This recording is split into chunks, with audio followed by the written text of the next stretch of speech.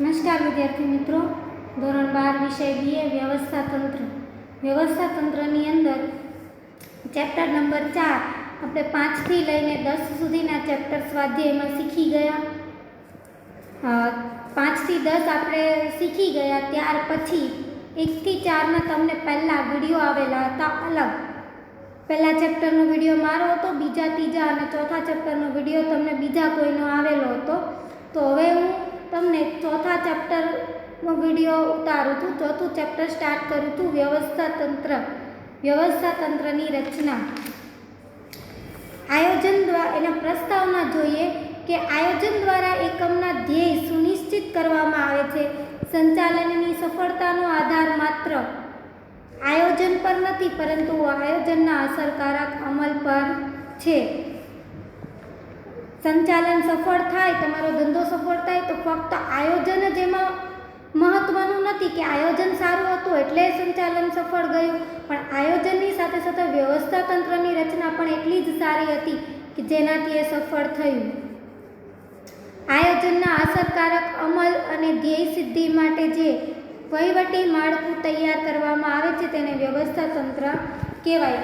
આયોજન કરી લીધા પછી આપણે વ્યવસ્થા તંત્રની રચના ગોઠવવી પડે કે આપણા ધંધામાં આપણે એક કરતાં વધુ પ્રકારના કામ કરતા હોઈએ, બધાના અલગ અલગ વિભાગો બનાવવા પડે. આ વિભાગમાં અલગ અલગ અધિકારીઓની નિમણૂક કરવી પડે, એની અંદર એના હાથ નીચે કામ કરતા કર્મચારીઓ નીમવા પડે. આ મધ્ય સપાટીએ થતું કાર્ય છે.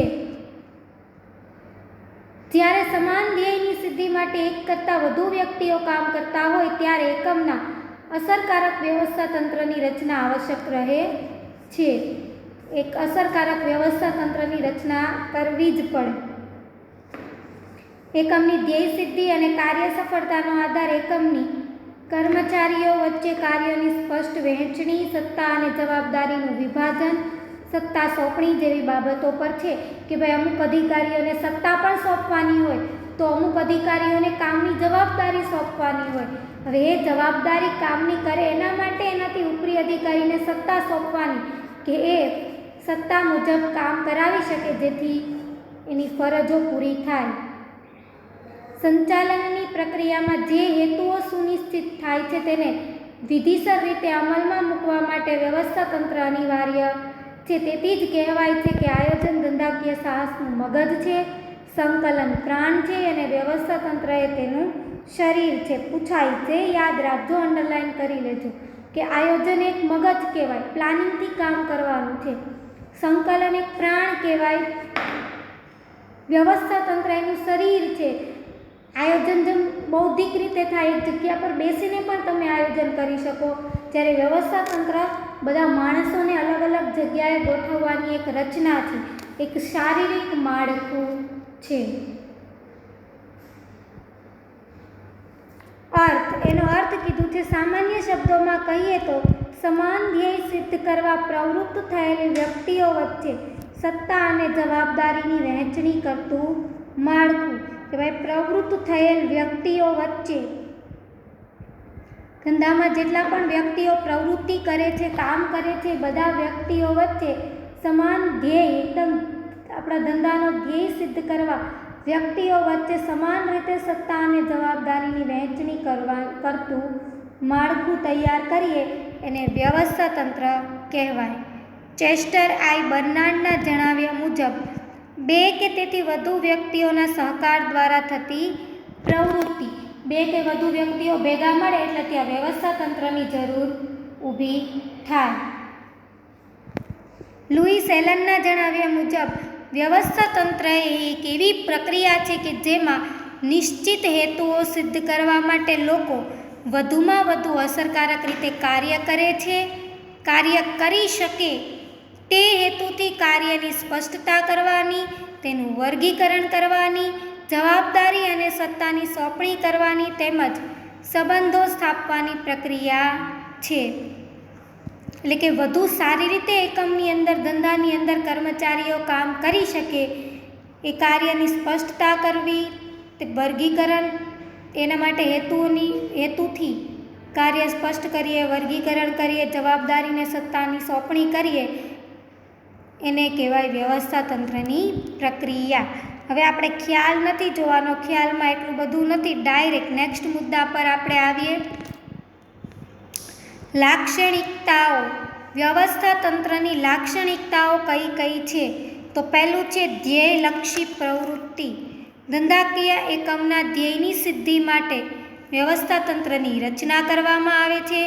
એકમમાં તેના મુખ્ય ધ્યેય ઉપરાંત વિભાગીય ધ્યેયની પણ રચના કરવામાં આવે છે.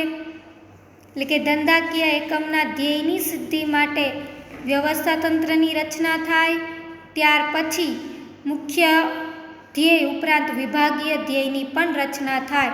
કે ભાઈ મુખ્ય ધ્યેય શું છે કે આપણે આટલા નફો પ્રાપ્ત કરવો.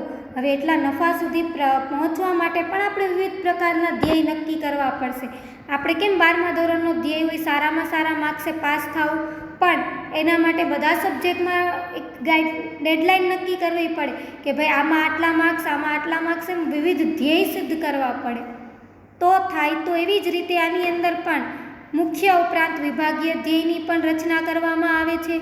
આ ઉપરાંત કર્મચારીઓના વ્યક્તિગત હેતુઓ પણ હોય છે. આમ એકમના હેતુઓ, વિભાગીય હેતુઓ અને કર્મચારીના હેતુઓનું રૈખિક સંકલન કરતું માળખું એ વ્યવસ્થા તંત્રનું માળખું કહેવાય. આની અંદર કીધું છે એકમના હેતુ નક્કી થાય, વિભાગના હેતુઓ સિદ્ધ થાય અને કર્મચારીઓના હેતુઓનું રૈખિક સંકલન કરતું માળખું, આમ તેને ધ્યેયલક્ષી પ્રવૃત્તિ કીધી છે. ક્વેશ્ચન પૂછાય છે વ્યવસ્થા તંત્રની લાક્ષણિકતાઓ જણાવો. આયોજન પર આધારિત. આયોજન દ્વારા સુનિશ્ચિત કરવામાં આવેલ ધ્યેયને આધારે તેની રચના થાય છે. આમ વ્યવસ્થા તંત્રની રચના કરતા પહેલાં આયોજન થવું અનિવાર્ય છે. વ્યવસ્થા તંત્રની રચના થાય એ પહેલાં આયોજન હોવું જોઈએ. સંચાલનના અમુક શું કહેવાય ક્રમ છે કે આયોજન પહેલાં આવે પછી જ વ્યવસ્થા તંત્ર થાય.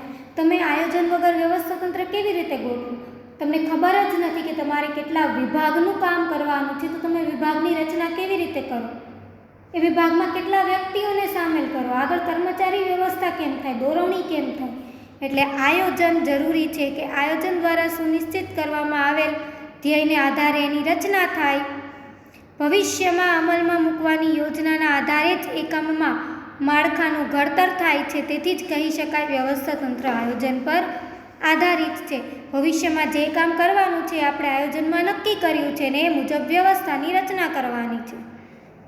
સત્તા અને ફરજોની સોંપણી. હવે તમારે કોઈક પાસે કામ, વિભાગો છે, વિભાગના એક અધિકારી હોય, વિભાગની હાથ નીચેના કર્મચારીઓને જવાબદારી સોંપવામાં, અધિકારી જે છે એ કર્મચારીને જવાબદારી સોંપે છે કે ભાઈ આટલું કામ કરવાનું છે. હવે એની પાસે કામ કરાવવાનું છે અધિકારીને, તો અધિકારી પાસે અમુક સત્તા હોવી જોઈએ કે નહીં ભાઈ આ સત્તા અધિકારી પાસે છે કે જેનાથી એ કામ કરાવશે. કેમ? કારણ કે સત્તા હશે તો જ સારી રીતે કામ થશે, સત્તા વગર સારી રીતે કામ થશે નહીં. તમે કર્મચારીઓ મોડા આવે, શિસ્ત ભંગ કરે, એને કંઈ દંડ જ નહીં કરતા હોય તો એમાં કોઈ સુધારો થશે નહીં થાય. એટલે સત્તા હોવી પણ જરૂરી છે કે દંડ કરવો, જેથી કર્મચારીઓ વ્યવસ્થિત કામ કરે, કે એની જવાબદારીઓ સમજે અને એ રીતે કાર્ય કરે.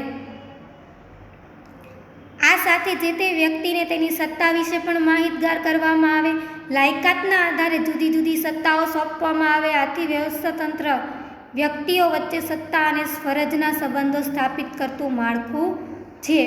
કેમ કે જેની અધિકારી બનવાની લાયકાત છે એને કર્મચારી બનાવી દઈએ તો ચાલે નહીં, અથવા કર્મચારી બનવાની લાયકાતવાળાને અધિકારી બનાવો તો એને એ વિશેનું નોલેજ જ નથી, તો એ વિશે કઈ રીતે સારી રીતે કામ કરી શકશે? એટલે લાયકાત આધારિત સત્તાની સોંપણી થાય.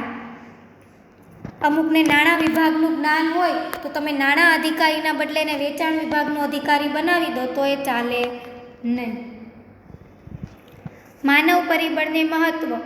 વ્યવસ્થા તંત્રમાં માનવી કેન્દ્ર સ્થાને છે. કોઈપણ આદર્શ વ્યવસ્થા તંત્રની સફળતાનો આધાર તેમાં કાર્ય કરતા માનવીઓ પર રહેલો છે. વ્યવસ્થા તંત્ર એક શારીરિક માળખું છે. એની અંદર એકથી વધુ વ્યક્તિઓ ભેગા મળીને કાર્ય કરે છે.